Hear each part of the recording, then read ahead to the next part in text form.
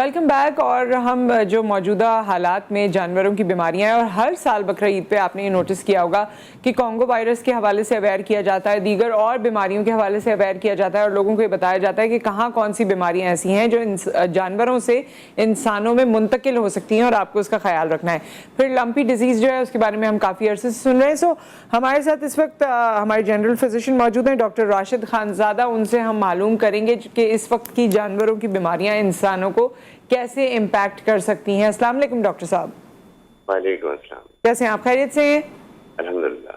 जी doctor साहब, सो इस वक्त एक तो मेजरली मैं लंपी डिजीज़ के हवाले से आपसे पूछना चाहती हूँ कि उसका इंसानी सेहत या ज़िंदगी पे कोई असर आप महसूस करते हैं, क्योंकि अभी ख़रीदो फरोख्त करनी है लोगों को और डिसीजन मेकिंग करनी है इस हवाले से।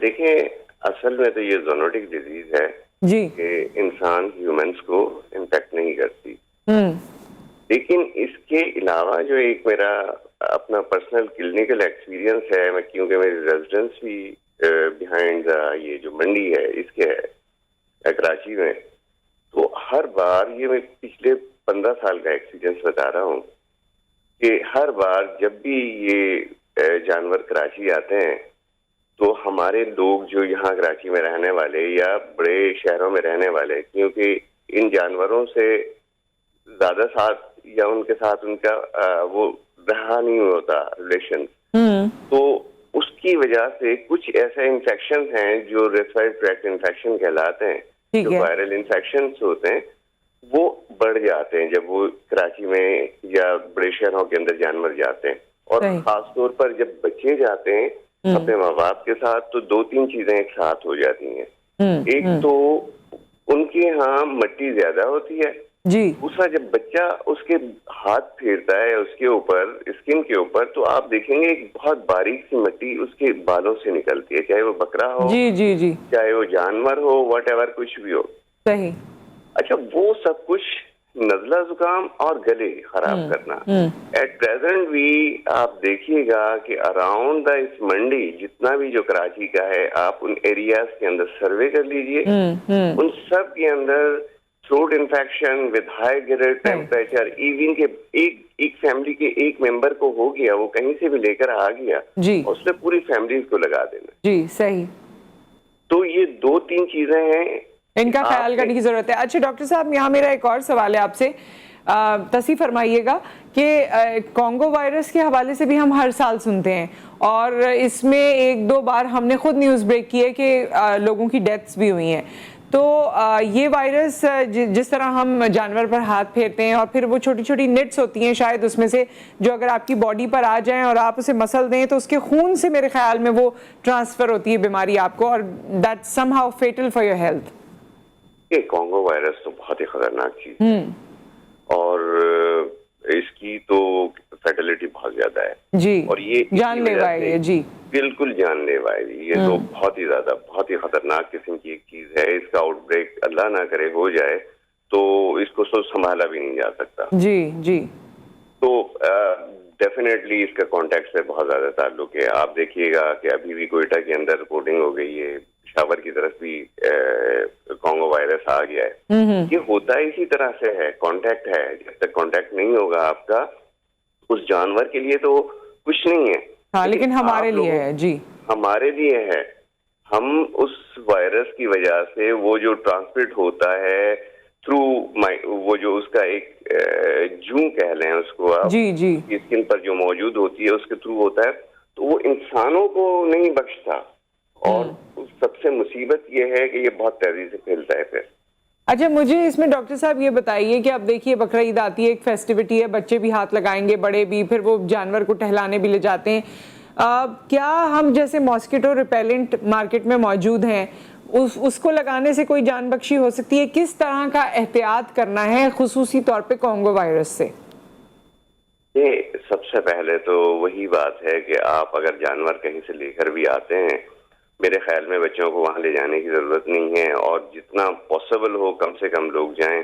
लाने के बाद उसको अच्छी तरह से वॉश करें, सोप के साथ करें, आप सर्फ के साथ करें, और खुदा ना खास्ता अगर उसको जुए हैं तो कुछ ऐसे लोशंस आते हैं जो जुओं को खत्म करते हैं, इंसानों की भी।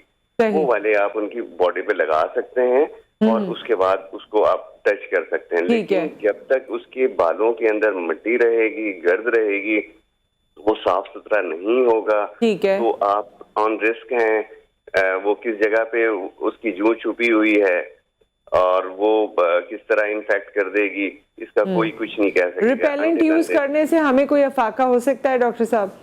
रिपेलेंट से तो आप सिर्फ और सिर्फ मच्छर को भगा सकते हैं। ठीक है, इससे इसका नहीं होगा, इसको कुछ नहीं कर सकते। अच्छा ठीक है, तो ये सारी एहतियाती तदाबीर आपने करनी है। और जिस तरह आपने बताया कि वायरल इन्फेक्शंस हमारे यहाँ काफ़ी ज़्यादा हुए हैं, उससे बचने के लिए भी एक तो प्राइमरीली आपने बता ही दिया है कि कम से कम लोग मंडी जाएं या कम से कम आपका कांटेक्ट हो। इसके अलावा क्या ऐसी एहतियाती तदाबीर कर सकते हैं ताकि वायरल आपको ईद के ज़माने में ना हो जाए?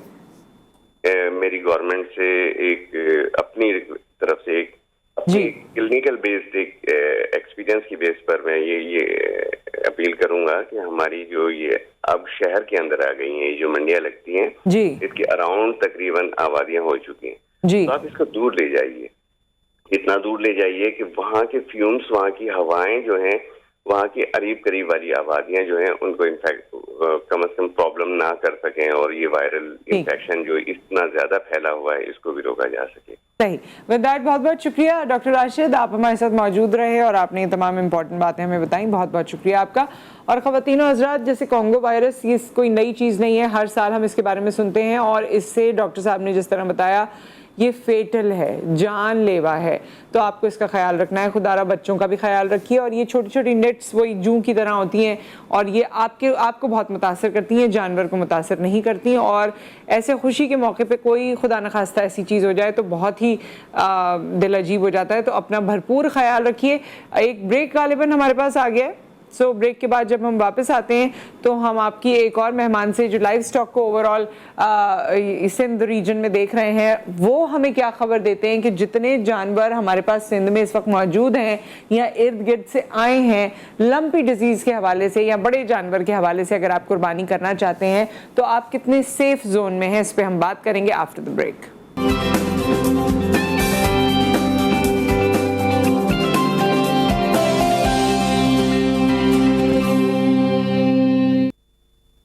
Welcome back. और इस वक्त हमारे साथ मौजूद हैं जी डॉक्टर नज़ीर हुसैन, जो कि डीजी लाइव स्टॉक सिंध हैं। बड़ी पर्टिनेंट अथॉरिटी हैं इस हवाले से कि हमें बता सकते हैं कि इस वक्त जानवर जो मंडी में मौजूद हैं और जो ये लंपी डिजीज़ के हवाले से ख़बरें चल रही हैं, तो कितना हमारा डिसीजन मुतासर होना चाहिए अब जब आप कुर्बानी का जानवर ख़रीदने जाएँ।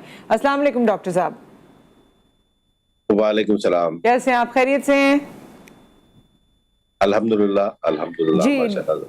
डॉक्टर साहब, ये लंपी डिजीज़ के हवाले से हमने पहले भी बड़ा डिस्क्रिप्टिव एक प्रोग्राम आपके साथ किया था जिसमें तमाम लोगों को आगाह किया था कि कुछ दिन लगते हैं जिसके बाद ये डिजीज़ जो है वो स्किन पर नमूदार होती है और आपको नज़र आने लगती है। तो लोगों के जहनों में बड़ी टेंशन है और परेशानी है कि आज हम जानवर लेकर आ जाएं मंडी से और 7 दिन बाद या 8 दिन बाद उसको ये लंपी डिजीज़ हो, और वैसे भी बीमारी का जानवर फिर कुर्बानी करना उसके लिए मौजू नहीं रहता।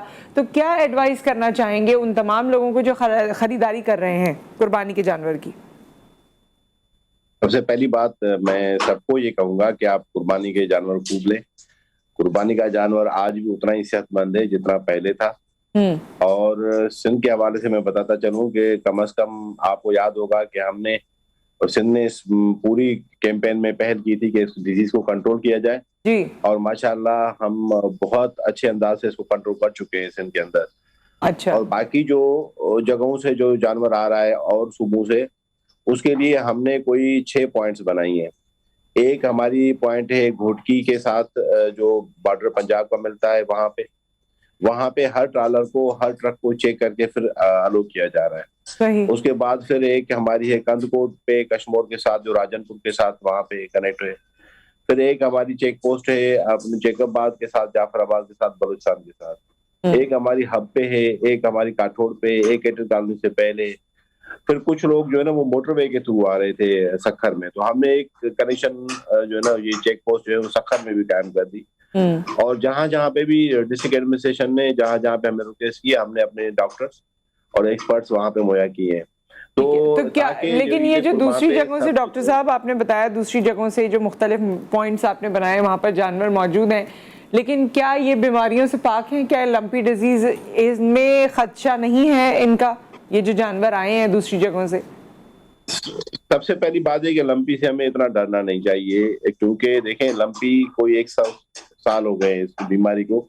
बाकी जगहों पे अगर आप देखें अफ्रीका के अंदर या बाकी ममालिक में, कहीं पे भी एक दफा भी इसने इन्फेक्शन जो है ना वो ह्यूमन को अफेक्ट नहीं किया। ये पहले दिन से मैं कह रहा था, और पहले शुरुआत में पैनिक थी, फिर लोगों ने इस पे एतबार करना शुरू कर दिया, और अब आप देखें नवंबर से हमारे पास ये डिजीज है, लेकिन फिर भी अगर आप देखेंगे तो कोई भी एक भी आपको कहीं ह्यूमन का इन्फेक्शन नहीं मिला।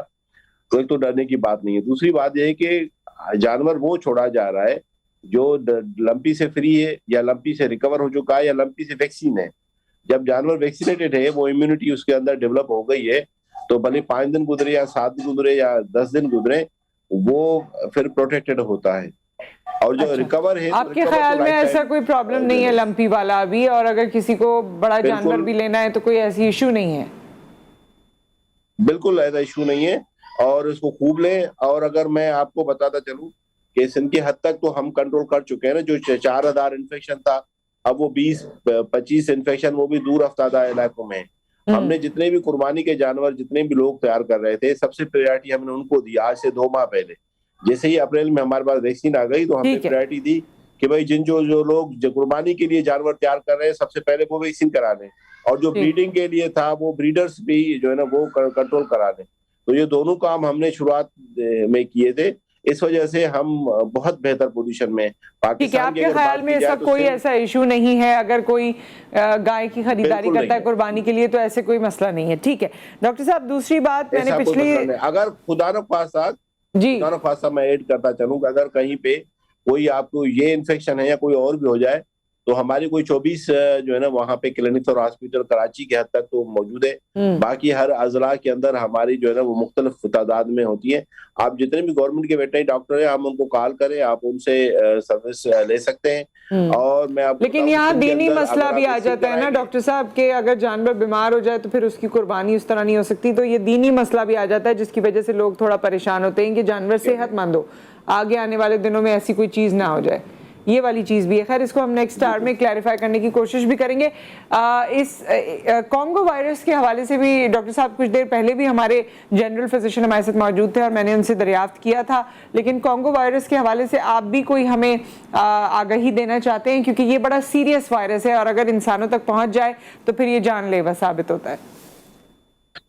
जी बिल्कुल, ये बात सही है। सबसे पहले तो हमें समझना चाहिए कि कॉन्गो वायरस जो टिक होता है, ये जो इंसेक्ट होता है जो उसको बाइट करता है, वो उससे हो रहा है। लेकिन मामला ये है कि हर जानवर को ये नहीं होता और हर टिक को ये नहीं होता। तो ये किस्मत की बात है कि रेयर होता है कि अगर 1 लाख जानवर है, लास्ट ईयर हमने देखा टोटल जो है वो 17 जो है ना वो पॉजिटिव निकले थे। अगर हम देखें कि पाकिस्तान के अंदर तादाद 17 थी, तो ये बहुत, क्योंकि जानवरों में इसकी कोई निशानी नहीं मिलती, तो जानवर तो सेहतमंद होता है, उसमें पता नहीं चलता जब तक आप ब्लड टेस्ट ना करें।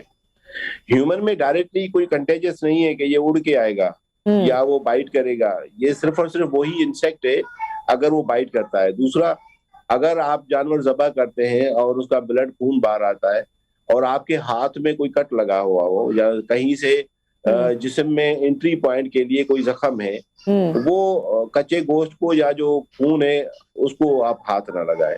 तो बस ये एहतियात है, बाकी ये कंटेजियस नहीं है कि अगर आप कोई भी जानवर ले आएंगे तो ये कोई सांस के थ्रू या छूने के दौरान होगा। एहतियात जरूरी है छूने के दौरान। अगर वो टिक आपकी बॉडी पे आ जाती है, वो जूं जो है या इंसेक्ट है वो आपकी बॉडी पे आ जाता है और खुदा न खास्ता आप उसे मसल लेते हैं, तो उससे इन्फेक्शन होगा या नहीं होगा जब तक आपके कोई जख्म ना हो या कोई एंट्री पॉइंट ना हो? लेकिन वो जूं नहीं होती, वो टिक होती है। जी मैं ऐसी लोगों की समझ के लिए कॉमन उसको नाम दे रही हूँ। जी हाँ बिल्कुल वो टिक होती है। वो अगर आपको बाइट करे, और ये बहुत रेयर होता है, यानी अगर आप जाएंगे तो हर टिक जो है ना वो इंसानों के ऊपर नहीं लगती, क्योंकि हमारे यहाँ जो हमारी स्किन है, जो जिल्द है, वो डिफरेंट है।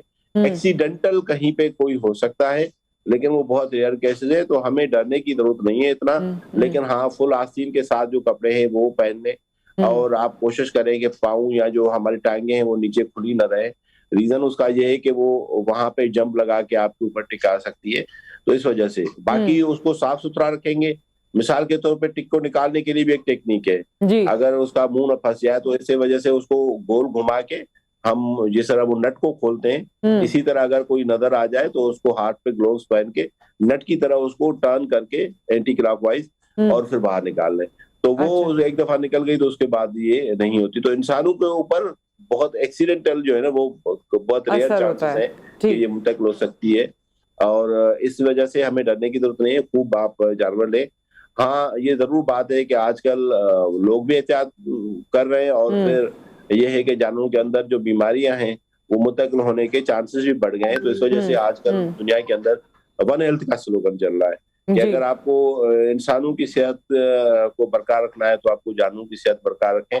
इसलिए हमारी टीम्स मौजूद हैं और हम कोशिश करते हैं भरपूर नमूने से कि जो है ना वो आपको सेहतमंद और जितना भी अवाम है उनको सेहतमंद और बहुत अच्छा किस्म का जानवर ठीक मिले, है। ताकि ये जो है ना वो बीमारी से पाक हो। अच्छा डॉक्टर साहब, क्योंकि जब मंडी में जानवर हैं तो वो तो लाखों की तादाद में होते हैं, बहुत सारे जानवर होते हैं। फिर आप देखिए कि हमारे पास स्पेशल ब्रीड्स भी आती हैं और इर्द गिर्द से भी जो दूसरे इलाकों से यहाँ जानवर लाए जा रहे होते हैं। तो एक चीज़ जैसे कि आपने बताया कि आपने बड़ा आप लोगों ने काम किया है, सिंध के लेवल पे भी काम किया है, फिर बाहर से जो जानवर आ रहे थे उनके पॉइंट्स बनाए हैं, एडमिनिस्ट्रेशन बहुत अच्छी हुई है। लेकिन इस बात को कैसे यकीनी बनाया गया है कि एक एक जानवर आप इस पे कॉन्फिडेंट हैं कि वो वैक्सीनेटेड है या वो बीमारी से पाक है? ये कॉन्फिडेंट आप कैसे हैं इस बारे में? जहां तक लंपी की हद तक है तो एक तो ये है कि जहां जहां हम वैक्सीन कर रहे हैं वहां वहां पे कार्ड इशू कर रहे हैं। जिस तरह कोविड पेंडेमिक में आप वैक्सीन कराने जाएंगे तो आपको कार्ड मिल जाएगा जी। एक तो ये कि जहां जहां हम वैक्सीन कर रहे हैं तो उनको दे रहे हैं। दूसरा कुर्बानी वाले लोग जो हैं, जानवर वाले लोग, तो वो बहुत ज्यादा एहतियात कर रहे हैं, वो कार्ड पहले बनवाते हैं ताकि वो इंश्योर करें कि ट्रांसफर ना हो। दूसरा, फेडरल गवर्नमेंट ने एक नोटिफिकेशन जो है ना हिदायतनामा जारी किया था, उसके तहत सब सूबों को पाबंद बनाया था कि भाई एक जिले से दूसरे जिले में, एक सूबे से दूसरे सूबे में जब जानवर जाएगा जब उनके पास ये कार्ड होगा वैक्सीनेशन। ठीक है। तो पंजाब या बलूचिस्तान से जो सिंध में जितना भी आ रहा है, कार्ड अगर किसी के पास है, यानी एक तो ये कि जाहिरी तौर पे सेहतमंद हो, जो ट्रॉलर आ रहे हैं उसको, जो हमारा अमला है, क्योंकि 3-3 शिफ्टें लगी हुई हैं, रात को भी, सुबह को भी, शाम को भी, तो वो हर एक जानवर को चेक करता है, कोई जाहिरी अलामत नहीं है। फिर दूसरा कार्ड चेक करता है, अगर वो उसके पास वैक्सीनेशन कार्ड है तो फिर हम उसको एंट्री करने की इजाजत देते हैं। फिर और क्या होता है कि मंडी के जो इंतजाम है वो गेट पे उसको दोबारा चेक करती है कि भाई उसमें कोई बीमारी नहीं है।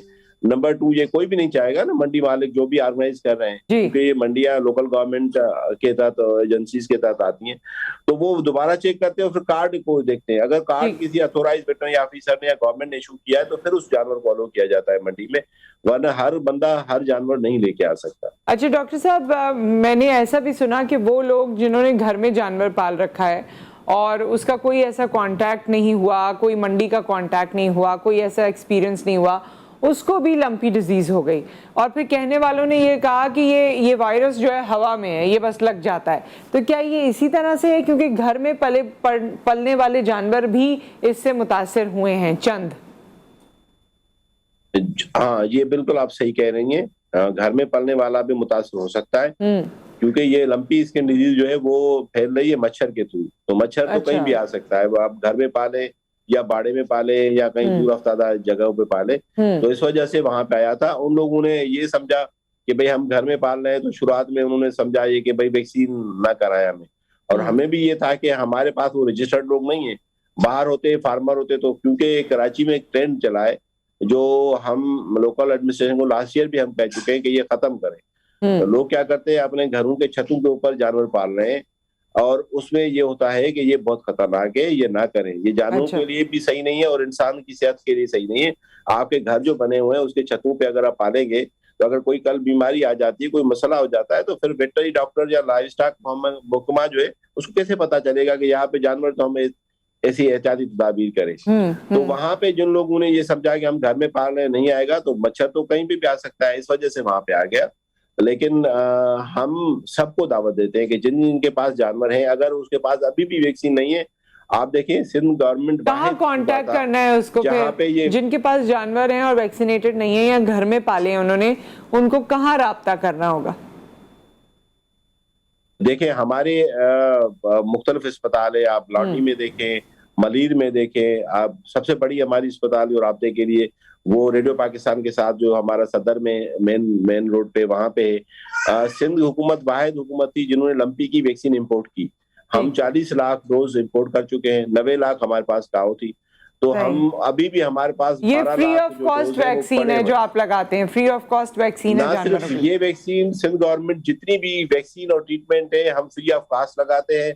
और ये सिंध वाहिद सूबा है जहाँ पे कोई भी चार्जेस नहीं ली जाती फार्मर से। ठीक है डॉक्टर और साहब। जहाँ जहाँ पे एक आधी शिकायत आई थी पैसों की, तो वहां पे मैं खुद जाके बैनर जो लगा के ठीक आया है डॉक्टर था कि भाई साहब, देखें यहाँ पे 1 रुपया भी नहीं देना। सेशन का वक्त यहाँ हमारा खत्म हुआ चाहता है आपके साथ। Thank you so much for information, और ये जितने इबाम थे मेरे ख्याल में इसको आपने बहुत बेहतरीन तरीके से क्लैरिफाई किया। बहुत बहुत शुक्रिया आपका। और ख़वातीनो हज़रात, हम सेकेंड आवर में बात करेंगे। वैसे तो हमारा टॉपिक हस्बैंड वाइफ के रिलेशनशिप के हवाले से है और शादी के बंधन के हवाले से है, जिसके बारे में हम आपको मज़ीद तफसीलात से आगाह करेंगे कि हमने सोचा क्यों। और उसके साथ साथ अगर मुझे मौका मिला तो मैं ये किसी भी जानवर में अगर बीमारी होती है तो उसकी कुर्बानी जायज़ है नहीं है, कैसे कर सकते हैं, इसके बारे में भी कोई एक पॉइंटर अगर ले सकी तो ज़रूर ले लूँगी आफ्टर द ब्रेक।